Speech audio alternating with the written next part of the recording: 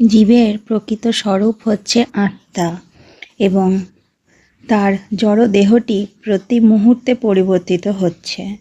তার ফলে সে কখনো শিশু, কখনো কিশোর, কখনো যুবক, কখনো বৃদ্ধ, এভাবেই সে নানা রূপ ধারণ করছে। দেহ অকেজো হয়ে গেলে সেই দেহ ত্যাগ করে আত্মা অন্য দেহ গ্রহণ করে। আত্মার কোনো পরিবর্তন হয় না। প্রতিটি জীবের হৃদয়ে আত্মা ও পরমাত্মা অবস্থান করছেন।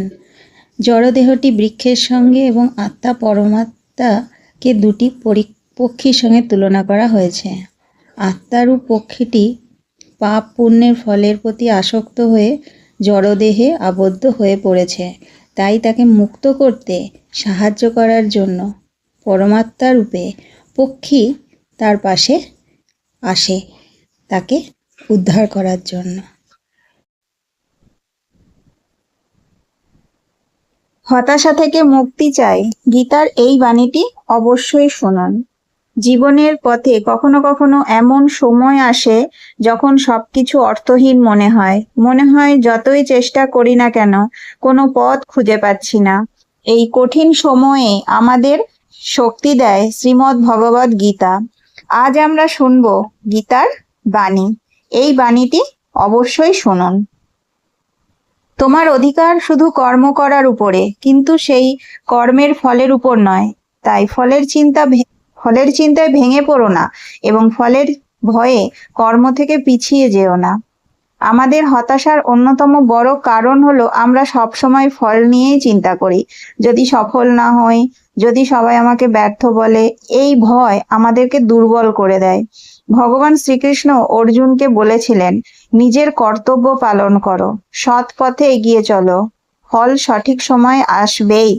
তাই জীবনে কোনো বাধা এলে নিজেকে ব্যর্থ ভাববে না। প্রতিটা কঠিন সময় আরো শক্তিশালী করে তোলো। আজ যে দুঃখে আছে, আগামীকাল সেটাই আপনার জীবনের শিক্ষা হয়ে দাঁড়াতে পারে। অন্ধকার রাতের পর সূর্য ওঠে, ঠিক তেমনি হতাশার পরই নতুন আশার আলো আসে। তাই নিজের উপর বিশ্বাস রাখুন, ঈশ্বরের উপর ভরসা রাখুন এবং সৎ কাজ করে যান। আজ থেকে প্রতিজ্ঞা করুন, আমি হতাশ হব না, আমি আমার কর্তব্য পালন করব আর ফল ঈশ্বরের হাতে ছেড়ে দেব। গীতার বাণী আমাদের ভালো লাগে, আমাদের জীবনে অনেক কিছু এনে দেয়। আপনাদের যদি এই ভিডিওগুলি ভালো লাগে তো অবশ্যই ভিডিওতে একটি লাইক করবেন আর বেশি বেশি করে প্রিয়জনদের সাথে শেয়ার করবেন এবং চ্যানেলটিও সাবস্ক্রাইব করে রাখবেন। এমন আরও গীতার বাংলা ব্যাখ্যা শুনতে আমাদের চ্যানেলটিকে সাবস্ক্রাইব করে সাথে থাকুন।